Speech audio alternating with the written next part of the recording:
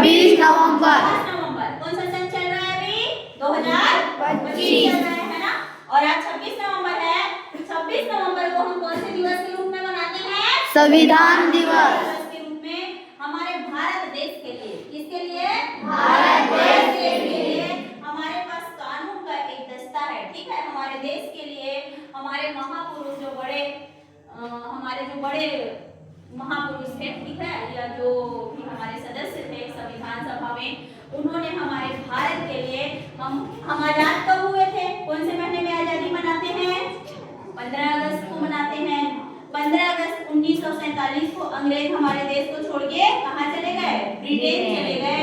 उसी के बाद उन्होंने हमें टास्क दिया था, या उस समय उनके बीच में ऐसा हुआ था कि हम यदि छोड़ के जाते हैं इस देश को, तो आप लोग अपने लिए क्या बनाएंगे? संविधान बनाएंगे, ठीक है। तो इस चैलेंज को एक्सेप्ट किए हमारे देश के उस समय पढ़े लिखे सभी हमारे बड़े महापुरुष लोग, ठीक है, जिन्होंने एक संविधान सभा का गठन किया, ठीक है। ये इतिहास के क्रम में, जब इतिहास में आप पढ़ते जाएंगे कि कैसे ब्रिटिशर्स आए हमारे देश में, व्यापार करने के लिए आए थे, और धीरे धीरे काल क्रम में हमारे देश में वो रूल करने लगे, शासन करने लगे, ठीक है। 200 से 250 सालों तक 1764 बक्सर की लड़ाई के बाद से हमारे देश में वो कई एक्ट लाते गए, अधिनियम लाते गए, जिससे हमारा देश चलते रहा, ठीक है। उसके बाद 15 अगस्त 1947 को वो छोड़ के चले गए। फिर आ जाते हैं, फिर 1947 के बाद 49 तक का टाइम, ये देखिए यहाँ पे हम 1949 में हम बना के कितने तारीख को 26 नवंबर 1949 को बना के तैयार हो जाते हैं। तो ये बनाने का जो हमारा प्रोसेस स्टार्ट हुआ, हमारा संविधान आखिर आया कब और हमारे पूरे भारत देश में लागू कब हुआ, उसको बनाने में कितना समय लगा, किनका अथक प्रयास, मेहनत, योगदान था, ठीक है। इसको एक महत्वपूर्ण फैक्ट के रूप में आप लोगों के पास, महत्वपूर्ण तथ्य के रूप में आप लोगों के पास बताने जाऊंगी, क्योंकि मिडिल स्कूल तक के बच्चे हैं आप लोग, और आप लोगों के लिए भी ऐसा कुछ फैक्ट यदि आप लोग जानते हो या आपके सिलेबस में है, आपको जानना चाहिए कि आपका राज्य सरकार क्या होता है, आपके जनप्रतिनिधि क्या होते हैं, आपके सरकार क्या होता है, आपका मौलिक अधिकार क्या है, आपके मौलिक कर्तव्य क्या है, ठीक है। कहाँ मिला है, कैसे मिला है, भारत का आखिर निर्माण कितने राज्यों से मिलके बना है, समझ रहे हैं? कौन देगा हमें? हमारा संविधान देता है। कि हमारे इस संविधान में अभी हमारे पास मूल अनुच्छेद में 395 अनुच्छेद थे, ठीक है। अलग अलग भागों में बांट दिया गया है कि यहाँ से 1 से 4 तक में संघ और उसके राज्य क्षेत्र होंगे, ठीक है। संघ, राज्य और उसके राज्य क्षेत्र होंगे। 2 में नागरिकता होगा, भाग 3 में भाग की बात आ गई तो मूल जो संविधान था उसमें 22 भाग था, ठीक है। तो भागों को अलग अलग बांट दिया गया है, अलग अलग भाग में भारत के नागरिक कौन होगा, भारत के 28 राज्य कौन कौन से होंगे, ठीक है। फिर उसके बाद मौलिक कर्तव्य, मौलिक अधिकार आ जाता है, फंडामेंटल राइट्स 12 से 35 तक, ठीक है। अलग अलग इन अनुच्छेदों को बांट दिया गया है भाग में, ठीक है। बड़े होते जाओगे, डिटेल पढ़ते जाओगे, किसी को आर्ट में इंटरेस्ट होगा वो आर्ट लेके पढ़ेगा तो और डिटेल में राजनीति शास्त्र के रूप में, ठीक है, पॉलिटिकल साइंस के रूप में, संविधान के रूप में पढ़ेंगे, ठीक है, डिटेल रूप में। वहीं पे अनुसूची की बात आ जाती है तो कौन सी अनुसूची में अधिकारियों के बारे में बात की गई है, कि पंचायती राज के बारे में बात की गई है, कि नगर पालिका के बारे में बात की गई है, कि 22 भाषाओं के बारे में बात की गई है, ठीक है, कि यहाँ पे सुपीरियर पोस्ट क्या होता है उसकी बात की गई है। अनुसूची 1, 2, 3 दोबारा अनुसूची है, ठीक है।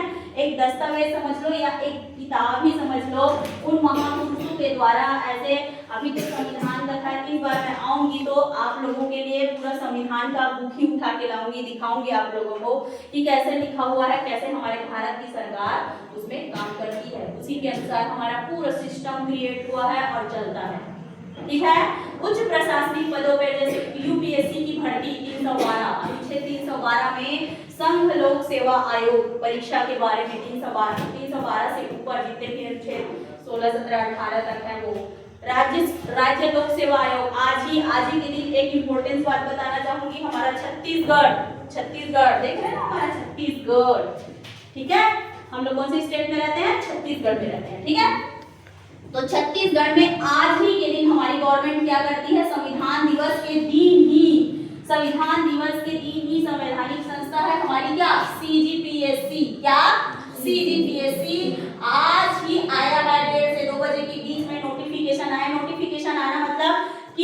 प्रशासनिक पद हैं जिनके लिए भर्ती लेगा। हर साल 26 नवंबर को आता है, आज आ गया। एक बार जोरदार ताली बजा दो हमारे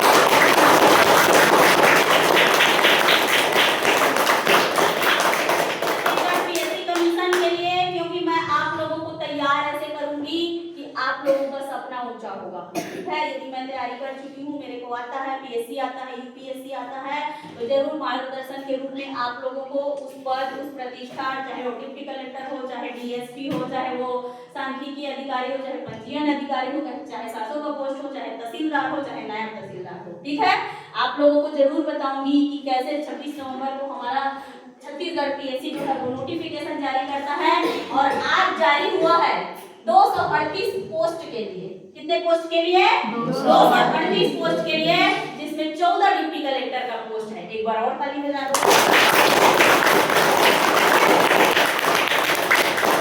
14 डिप्टी कलेक्टर का पोस्ट आने वाला है इस साल। ठीक है, तो हम लोग देखते हैं इसकी डिटेलिंग और नेक्स्ट वीडियो में कि कैसे कैसे 2 बार मैं मेंस दी, लेकिन मेंस में एक पोस्ट मुझे क्यों नहीं मिल पाया।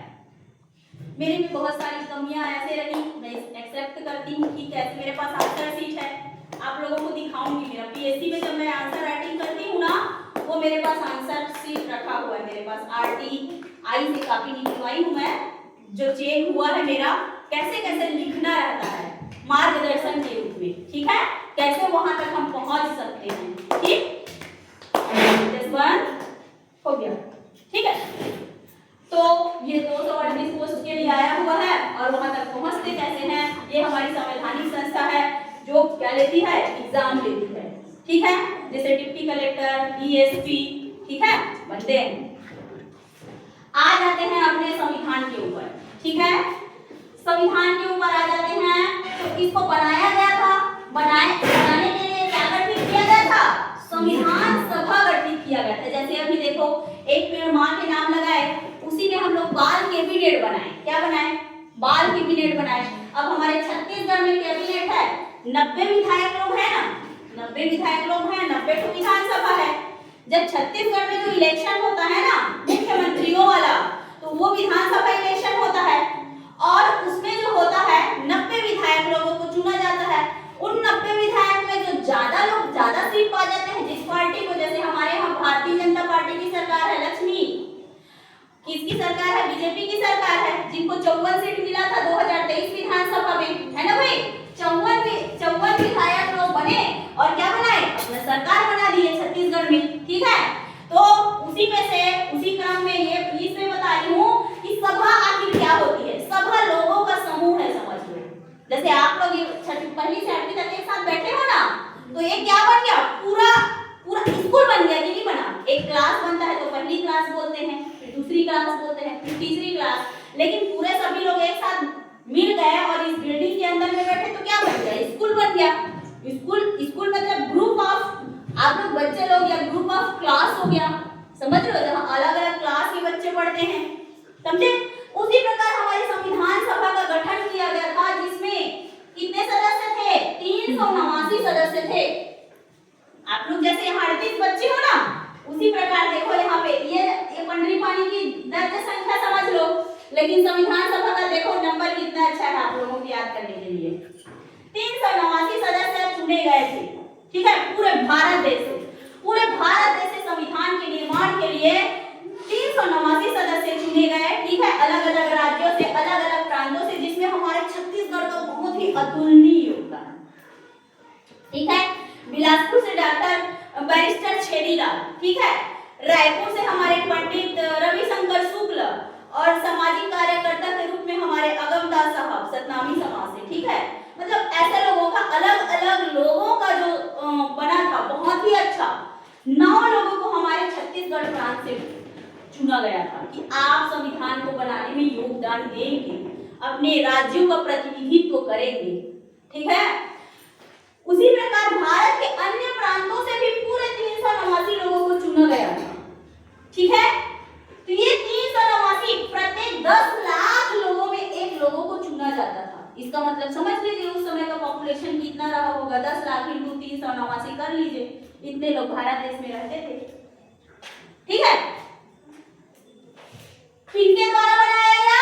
तो पूरे संविधान सभा के लोग मिलके उसको बनाने में अपना योगदान धीरे धीरे धीरे, जैसे मैं छत्तीसगढ़ के बैरिस्टर छेदीलाल, तो वो स्वयं वकील थे, तो अपने छत्तीसगढ़ राज्य को, उस टाइम मध्य प्रदेश हुआ करता रहा होगा, पूरा संयुक्त मध्य प्रांत था, बड़ा बड़ा पहले राजाओं का शासन होता था बेटा, तो क्षेत्र बड़ा बड़ा था। अभी तो जिले के रूप में विकसित हो गया ना, छोटा कबीरधाम डिस्ट्रिक्ट में छत्तीसगढ़ में 33 जिला बन गए।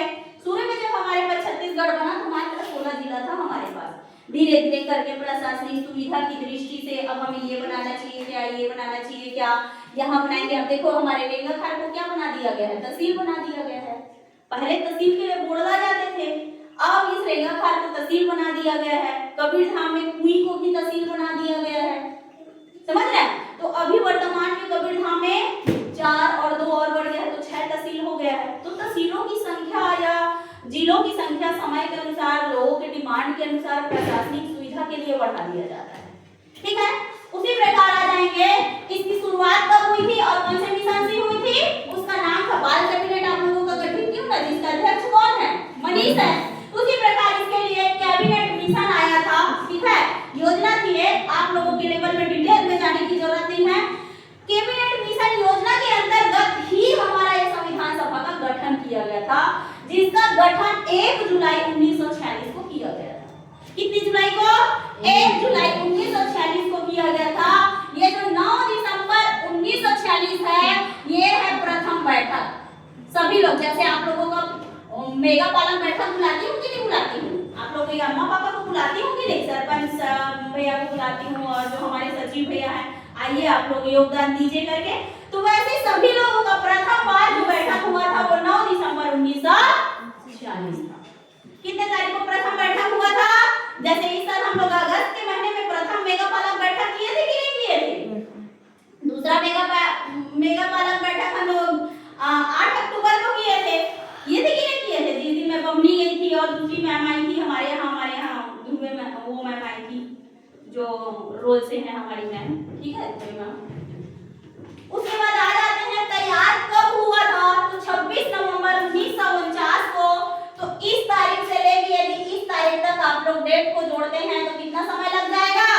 पढ़िए देखो, 2 वर्ष 11 माह और 18 दिन, ठीक है। 2 वर्ष 11 माह 18 दिन लगा था पूरे 1946 से लेके 1949 तक, ठीक है।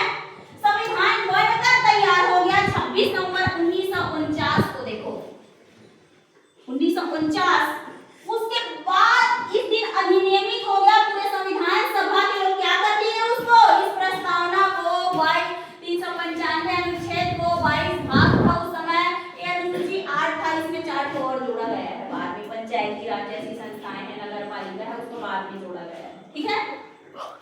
कम था, कम ज्यादा वो समय के अनुसार होते रहता है। किसी को यदि जोड़ना है, कोई इंपॉर्टेंट टॉपिक छूट गया है तो हम जोड़ सकते हैं। कौन से पार्ट में जोड़ सकते हैं? जैसे मौलिक कर्तव्य पहले नहीं था लेकिन जोड़ा गया है बाद में मौलिक कर्तव्यों को, वो आप समझेंगे। आप लोगों के बुक में सामने में ही लिखा रहता है 11 को मौलिक कर्तव्य देखना, ठीक है। कि हम संविधान का पालन करेंगे, राष्ट्रगान को अच्छे से गाएंगे, जो मानेंगे, वो सारी चीजें लिखा हुआ है आप लोगों के इसमें, हमारा जो कर्तव्य है, ठीक है। उसके बाद आ जाते हैं पूरे भारत देश में लागू हुआ 26 जनवरी 1950। कब लागू हुआ? 26 जनवरी 1950 को। उसी दिन को हम क्या मनाते हैं? 26 जनवरी दिन क्या मनाते हैं? क्या मनाते हो आप लोग 26 जनवरी दिन? क्या मनाते हैं? 26 जनवरी मनाते हो कि नहीं? Yes, हमारा 2 राष्ट्रीय पर्व है, और एक महात्मा गांधी जी की जयंती को भी राष्ट्रीय पर्व के रूप में मनाते हैं आजकल 2 अक्टूबर को, लेकिन एक 15 अगस्त है और एक 26 जनवरी है। 15 अगस्त वो दिन है जो अंग्रेजों छोड़ के चले गए हमारे देश को। 26 जनवरी वो दिन है जिस दिन हम अपने लिए संविधान बना दिए और पूरे भारत देश में लागू कर दिए। हम गणतंत्र हो गए। कैसे हो गए? गणतंत्र हो गए। इसका मतलब आज से जो हमारा मुखिया होगा, भारत देश का मुखिया होगा, वो जनताओं के द्वारा चुना जाएगा। इसका मतलब हमारी जो शक्ति है वो किसमें निहित है? भारत की 125 अभी वर्तमान 25 के अनुसार लगभग 50 करोड़ होने वाली है। तो भारत की जो संविधान है उसकी शक्ति किसमें निहित है? भारत की जनता में निहित है। किसमें निहित है?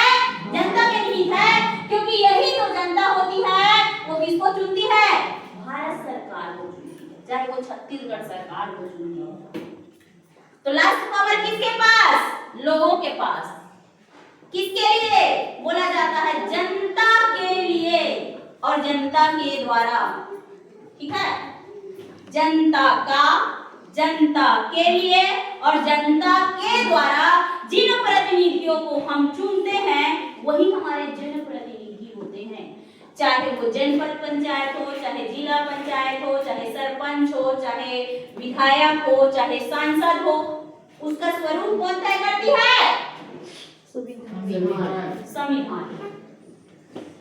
ठीक है, फिर नेक्स्ट आ जाते हैं, पूरे भारत देश में लागू हो गया और संविधान समिति के बहुत सारी समितियां भी थी, उसमें छोटी बड़ी समितियां थी, मौलिक अधिकार से संबंधित समिति, अलग अलग अधिकारों से संबंधित और देश विदेश अलग अलग समितियां थी। लेकिन उसमें मुख्य प्रारूप जो समिति थी उसके अध्यक्ष कौन थे?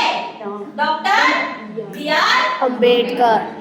उसमें 6 सदस्य थे, 6 अम्बेडकर साहब को मिला के 7 सदस्य थे। ठीक है, जिसमें से उनको अध्यक्ष के रूप में चुना गया था डॉक्टर बी.आर. अम्बेडकर को, क्योंकि वो पढ़े लिखे काफी अपने समय के, ज्यादातर वकील लोग ही थे उसमें, ऐसा कहा भले जा सकता है। लेकिन जिन वर्गों की पढ़ाई लिखाई हाईली क्वालिफाइड लोग हैं, जैसे महात्मा गांधी हमारे क्या थे? वकील थे।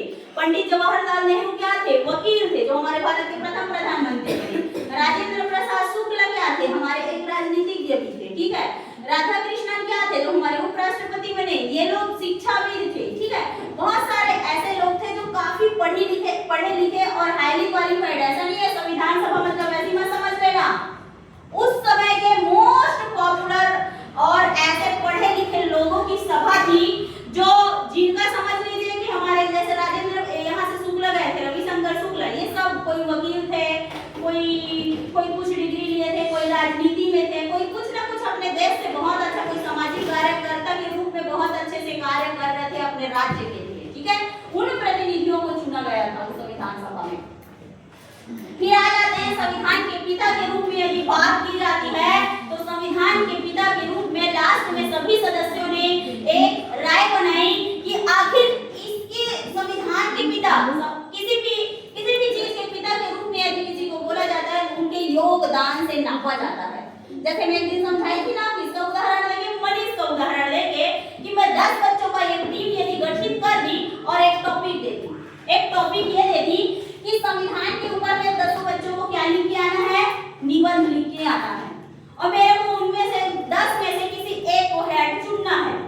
समझ गए? तो मैं क्या करूंगी? उन 10 बच्चे लोग का रिप्रेजेंटेशन देखूंगी। क्या देखूंगी? या चुनने के लिए बोल दिया गया बहुत सारे लोगों में से एक बच्चे को, तो हम क्या देखेंगे कि वो बच्चा आखिर संविधान के बारे में लिखा क्या है। हो सकता है एसीटी मनीष ऐसे का ऐसे उतार दे, समझ रहे हो? उसका माइंड इतना शार्प रहा, इतना उसमें क्वालिटी रहा कि वो बहुत अच्छे से इन चीजों को, इन बिंदुओं को नोट कर डाउन कर दे। और हो सकता है जैसे थोड़ा सा मैं यहाँ पे तैयारी कर दी हूँ, आप लोगों के लिए उसी टाइप का डेकोरेट कर दे, समझ रहे हो? और लास्ट में हो सकता है वो इतने को बस छोड़ के उसके पापा के पास मोबाइल है, गूगल का सहारा ले ले। मैम तो इतना पढ़ा ही दी है, समझ रहे हो? इतना पढ़ाने के बाद हो सकता है अपने पापा के मोबाइल में संविधान के बारे में करके ऐसे गूगल से पूछ ले, एआई का प्रयोग कर दे, आज का बच्चा है तो, समझ रहे हो? आर्टिफिशियल इंटेलिजेंस का। और क्या कर दे कि हो सकता है वो नेक्स्ट पेज में एक पिक्चर बना दे जिसमें बाबा साहब किसको सौंप रहे हैं? हमारे भारत के प्रथम राष्ट्रपति डॉक्टर राजेंद्र प्रसाद को क्या सौंप रहे हैं? वो सौंप रहे हैं संविधान बना के प्रारूप एक तैयार करके उनको सौंप रहे हैं। उस पिक्चर को पीछे में कहीं बना दे तो है कि नहीं? कोई एक बच्चा क्या करेगा? कार्य तो सभी कर रहे हैं, लेकिन यदि 10 में से किसी एक को बेस्ट यदि देना रहा किसी वर्ग के लिए, तो हम क्या करेंगे? देखेंगे ना कि कौन से बच्चे में ज्यादा अच्छी क्वालिटी है, किन्होंने पढ़ा लेकिन ज्यादा अच्छे से और क्या किया? अपने कॉपी को डेकोरेट किया। किनका अथक योगदान? सभी बच्चे मेहनत किए, लेकिन हो सकता है मनीष का जो रहा वो ज्यादा अच्छा रिप्रेजेंटेशन रहा। समझ गए? तो संविधान सभा ने लास्ट में ये चर्चा किया कि आखिर किनको इनका श्रेय देना चाहिए। तो बाबा साहब का जो अथक प्रयास था, अथक मेहनत था, ठीक है, डॉक्टर बी.आर. अम्बेडकर को ही बाबा साहब के नाम से बोला जाता है, ठीक है।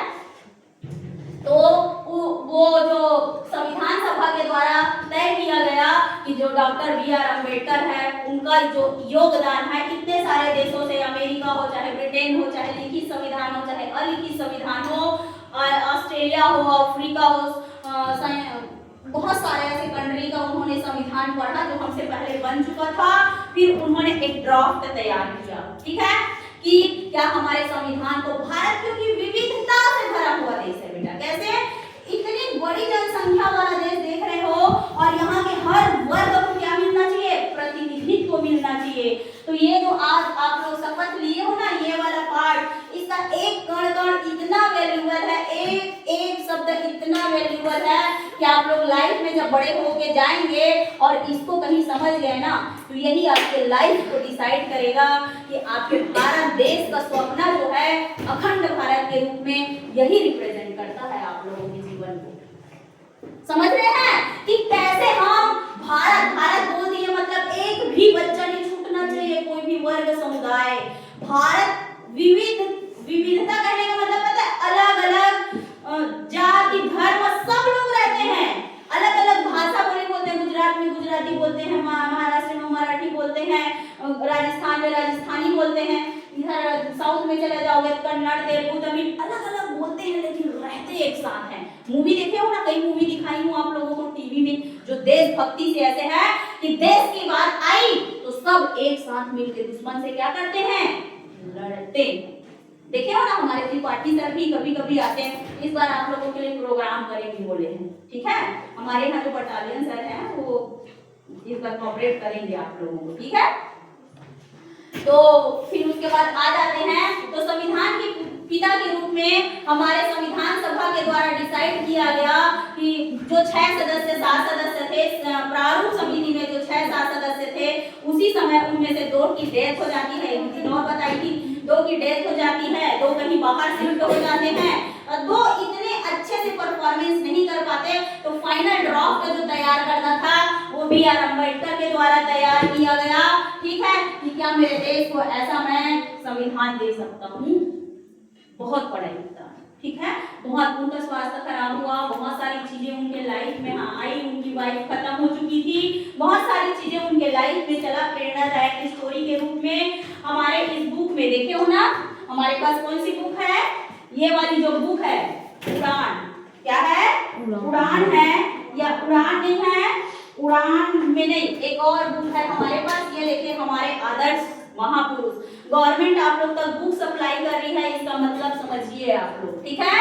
हमारे आदर्श महापुरुष के लिस्ट में देखिए महात्मा गांधी, पंडित जवाहरलाल नेहरू, हमारे राधा कृष्णन और स्वामी विवेकानंद और हमारे सुभाष चंद्र बोस, और ये हमारे अंबेडकर साहब, इनके बारे में इनका जीवनी दिया गया है कि इनका जीवन, इनका शिक्षा, इनका जन्म कहाँ हुआ, कैसे करके ये आगे बढ़े, ठीक है। ये बुक इतना कीमती है, कहीं इतने को 8वीं तक पढ़ गए आप लोग तो महापुरुषों का जीवन कैसे चला समझ में आ जाएगा, चाहे वो हमारे एपीजे अब्दुल कलाम हमारे धरोहर हो, ठीक है, इनका बहुत ही बड़ा योगदान होता है या है, तभी हमारा देश इस रूप में है आज के समय में, ठीक है। फिर आ जाते हैं, नेक्स्ट आ जाते हैं संविधान के पिता कौन, डॉक्टर बी.आर. अम्बेडकर, ठीक है। इस संविधान के रक्षक की बात आती है तो कौन है, सुप्रीम कोर्ट है, क्या है, सुप्रीम कोर्ट है, ठीक है। सुप्रीम कोर्ट जिसको क्या बोला जाता है, उच्चतम न्यायालय। भारत में एक ही सुप्रीम कोर्ट है, कहाँ, नई दिल्ली में, ठीक है। पूरे भारत में, भारत के अलग अलग राज्यों में, जैसे छत्तीसगढ़ का हाई कोर्ट कहाँ है, बिलासपुर में है, ठीक है। अलग अलग जगहों में हाई कोर्ट होता है, लेकिन भारत में सुप्रीम कोर्ट एक है। यदि हमारे अधिकारों के रक्षक की बात आती है, संविधान के रक्षक की बात आती है, तो किसको बोला जाता है, सुप्रीम कोर्ट को बोला जाता है। संविधान दिवस को मनाने की शुरुआत अभी 2015 से हुई है, इससे पहले तो था 26 नवंबर, लेकिन हम लोग मना नहीं रहे थे। लेकिन एनडीए की जो हमारी गवर्नमेंट आई है, मोदी गवर्नमेंट, वो 2015 से संविधान दिवस के रूप में 26 नवंबर को मनाने की शुरुआत की है। ठीक है, उनके लिए भी एक बार जोरदार ताली।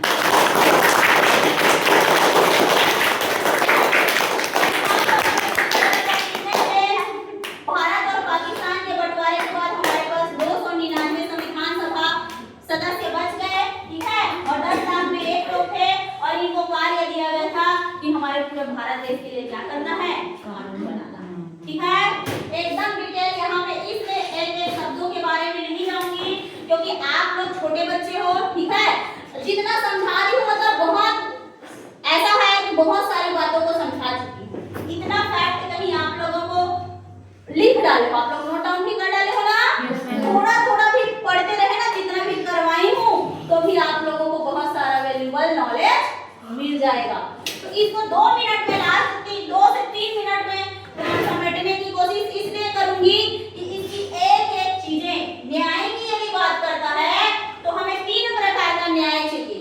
कैसा न्याय चाहिए? 3 प्रकार के न्याय की बात करता है हमारा संविधान। कैसा न्याय? सामाजिक न्याय। समाज के प्रत्येक लोगों को, चाहे वो कोई भी धर्म हो, कोई भी जाति हो, कोई भी पंथ हो, सबके लिए कैसा न्याय? सामाजिक रूप से बराबर न्याय होनी चाहिए। जैसे एक अंबानी को न्याय मिलता है, वैसी एक गोरला ब्लॉक के बैगा ट्राइब्स का भी उतना ही अधिकार है सामाजिक रूप से न्याय पाने का। समझ रहे हो? उसके वो बड़ा आदमी है तो उसके अधिकार ज्यादा है, ऐसा नहीं है। जितना आपका अधिकार है उतना उसका अधिकार है। आर्थिक न्याय की बात आ जाती है, राजनीतिक न्याय की बात आ जाती है। हमारे साथ कोई गलत नहीं कर सकता, कानून का शासन होगा हमारे देश में। समझ रहे हैं? किसका शासन? कानून का शासन, ना इधर ना उधर। ठीक? स्वतंत्रता की बात आ जाती है तो एक बच्चा अपना विचार व्यक्त करे, मैम मुझे यहाँ जाना है। एक बच्चा को बोला कि मुझे भूख लगी है, वो उसका विचार है। विचार की स्वतंत्रता, अभिव्यक्ति, उसको बोलने की स्वतंत्रता, विश्वास, किसी भी के ऊपर विश्वास करने की, चाहे वो किसी को भी माने, प्रकृति को भगवान माने, इतने सारे देवी देवता हैं उनको माने। ठीक है, उनके ऊपर डिपेंड करता है, ये उनकी स्वयं की स्वतंत्रता है। आदमी अपने ऊपर स्वनिर्भर है। ठीक है, धर्म और उपासना की स्वतंत्रता, किसी को भी मानने की उनकी स्वतंत्र है। किसी के ऊपर थोपा नहीं जाएगा कि आप इस धर्म को मानोगे, इस जात को मानोगे, इस बात को मानोगे, इस किसी भी वाद से ग्रसित रहोगे, ऐसा कोई दबाव नहीं है। वहीं पे आ जाती है समता, प्रतिष्ठा और अवसर की समता। प्रत्येक इंडिविजुअल पर्सन की अपनी एक क्या होनी चाहिए? प्रतिष्ठा होनी चाहिए। हम अंदर से भरे हुए होना चाहिए, हमारी स्वयं की एक डिग्निटी होनी चाहिए। ठीक है, चाहे वो अमीर हो, गरीब हो, बड़े हो, छोटे हो, बच्चा हो, बुजुर्ग हो, महिला हो, पुरुष हो, सबका क्या होना चाहिए? प्रतिष्ठा और अवसर की समता।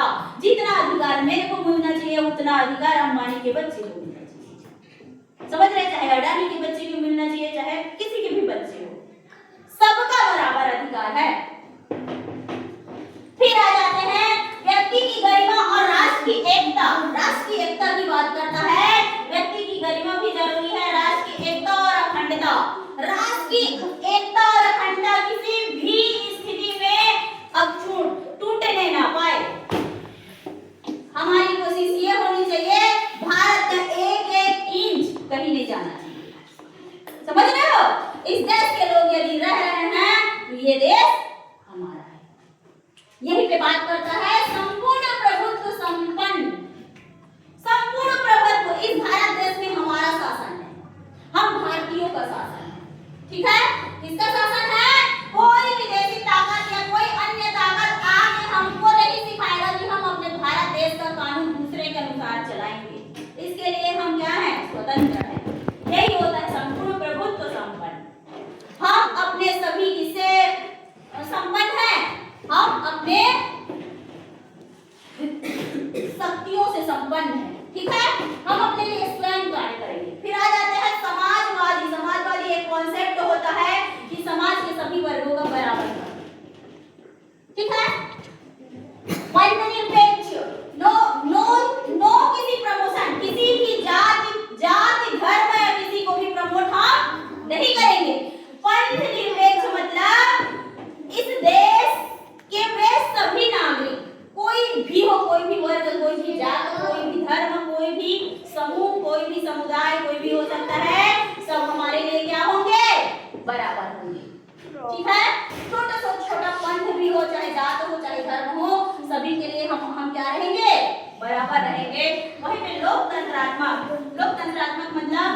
इनके प्रतिनिधि किसके द्वारा चुने जाएंगे?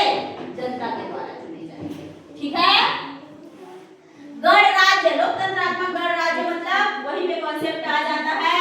गणराज्य मतलब जहाँ के जो प्रतिनिधि होंगे वो जनता के द्वारा चुने जाएंगे, जनता के द्वारा, जनता के लिए और जनता का। ठीक है। ये इन बातों को यदि समझ रहे हो आप, इसी को हम लोग पूरा बनाए, उसके बाद इसको 26 नवंबर 1949 को क्या किए? आत्म अर्पित कर लिए। मतलब मान लिए कि हमारी जो शासन व्यवस्था होगी, भारत देश की शासन व्यवस्था होगी, वो इसी संविधान के अनुसार चलेगा। ठीक है। ये है मॉडर्न इंडिया की क्या?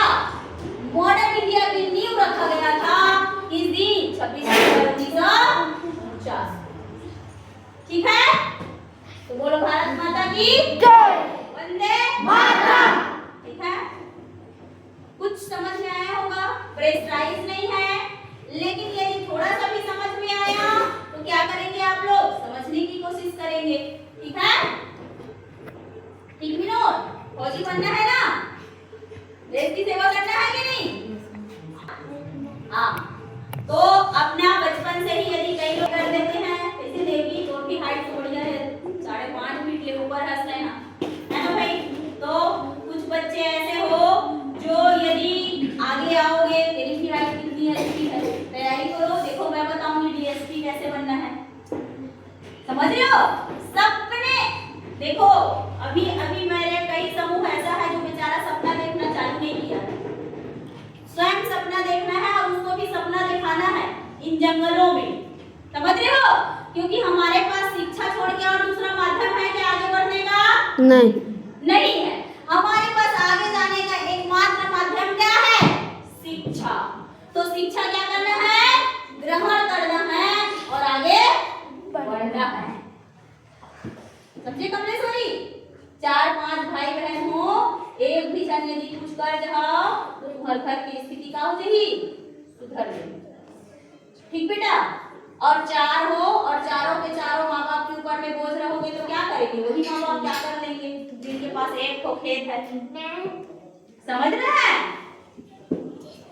ठीक।